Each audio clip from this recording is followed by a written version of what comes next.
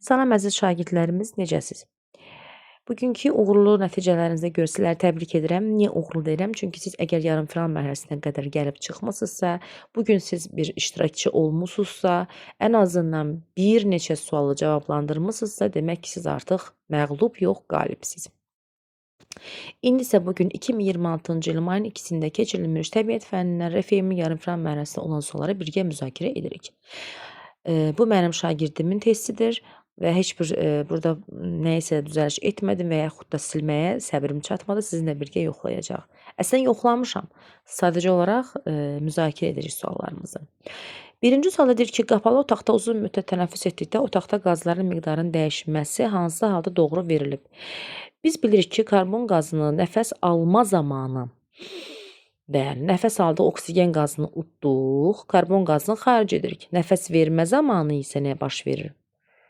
Karbon qazını xaric edirik, yəni oksigen qazını almış oluruq. Demək ki, biz burada D variantıdır. Çünki tənəffüs havasında azotun miqdarı dəyişmir.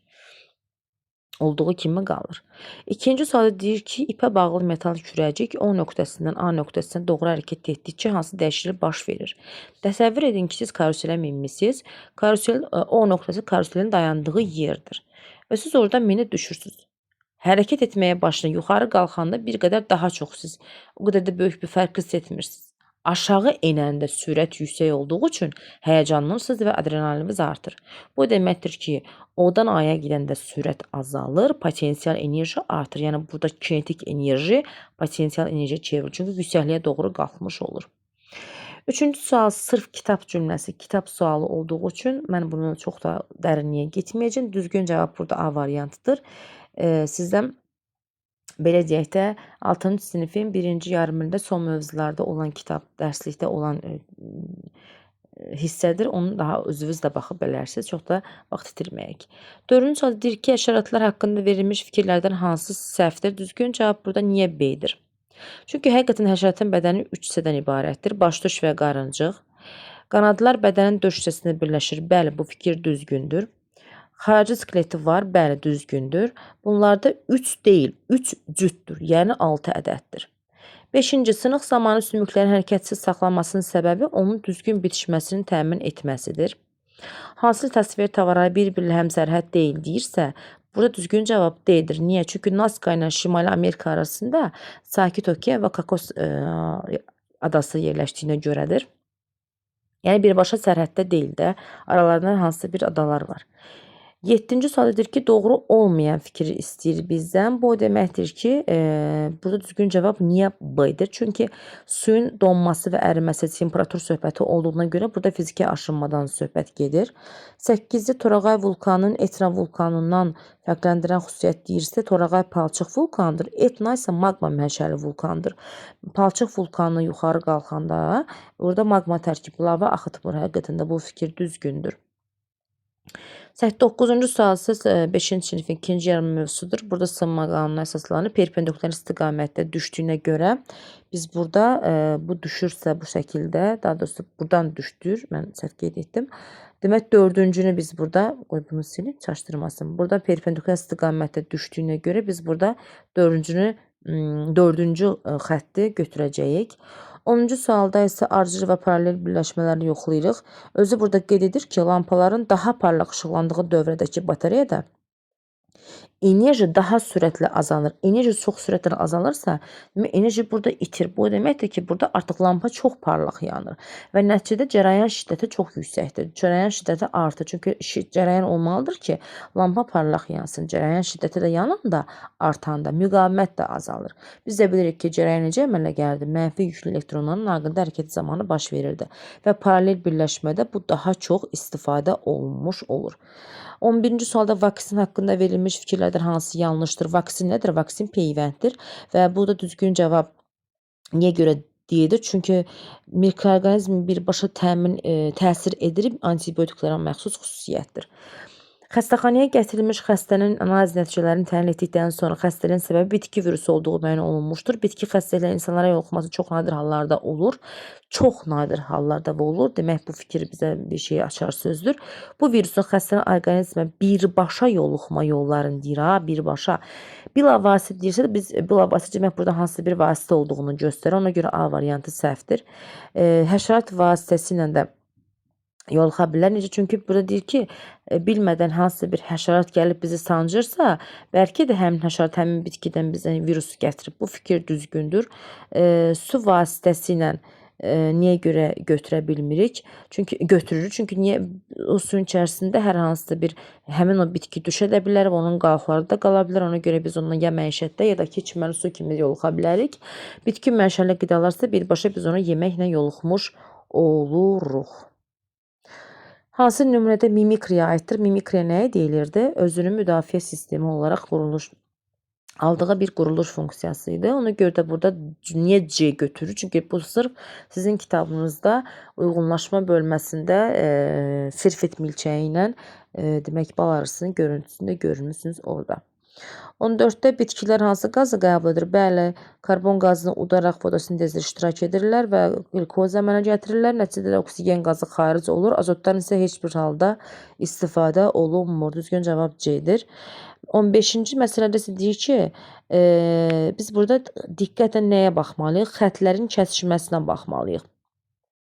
60 dərəcədə A maddəsi üçün deyirsə, 300 milli doymuş məhlulunda 100 milli suda 100 milli suda əgər bu, söhbət burada 100 milli, bax buradadır. 100 milli suda 100 qram həll olubsa, tənasübü belə quraq.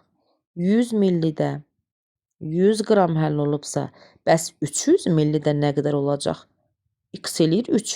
Bəli, A maddəsini biz tapdıq 3-dür. Şagirdin də olduğu kimi yazıb. B-də necə həll olacaq? Gəlin B xəttinə baxaq.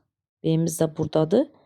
100 millidə 40 qram həll olubsa, tənasübü belə qururuq. 40-dırsa, bəs 250-də şərtə görə nə qədər olacaq? O da eləyəcək 100. Həqiqətən də 3-ü də 100-ə, bizdən də A-nın B-yə nisbətini istədiyinə görə 300-ü 100-ə bölmüş oluruq.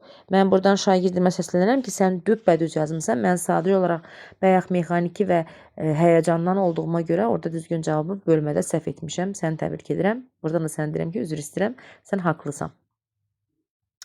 16-cı sualda deyir ki, hava tənəffüs orqanlarına ağız və burun boşluğundan daxil olur. Ağızla nəfəs almanın sağlamlığa təsirini ifadə edən fikirlərdən hansı yanlışdır? Baxın, burunla desəydi, burada fərqli məqam idi ki, bəli, burundakı tükcüklər havanı isidir və mikroorqanizmləri təmizləyir. Ona görə biz burada ağız dediyinə görə A variantını niyə götürürük?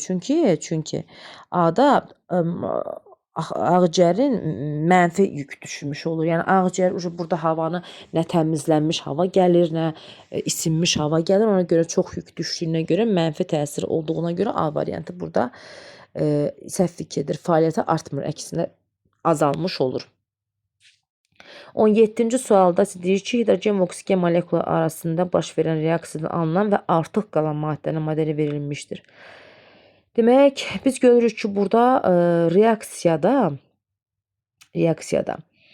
demək, burada düzgün cavab C-dir. Baxın, C-dir burada. Niyə? Çünki həqiqətən də burada reaksiyada oksigen tamamilə sərf olunmuşdur. Amma hidrogendən artıq qalıb. Çünki 6 oksigen reaksiyaya daxil olub, 6-sı da istifadə olunmuşdur. Ona görə də biz burada 1-i dəqiq götürürük. 2-də deyir ki, reaksiyada 9 hidrogen molekulu daxil olmuşdur. Axı 9 deyil. 9 baxın, belə deyək də, 1, 2, 3, 4, 5, 6, 7, 8, 9 və getdikcə gedir.